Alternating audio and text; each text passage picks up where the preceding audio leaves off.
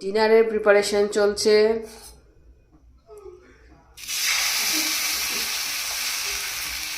এটা actually ধোসার batter ছিল, তো ধোসার মতো করে খাচ্ছি না, এটা খাবো পিঠের মতো করে, গুড় দিয়ে খাবো।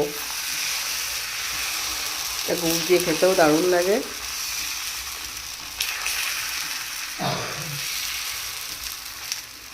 দেখো কত সুন্দর হচ্ছে, দারুণ।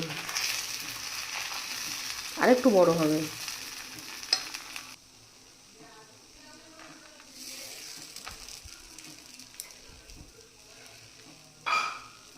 অগ্রহায়ণ সংক্রান্তিতে যে পিঠেটা আর কি বানাই আমাদের সব বাঙালিদের, তো তখন আমরা ছিলাম না, কেরালা গেছিলাম, তো খাওয়া হয়নি।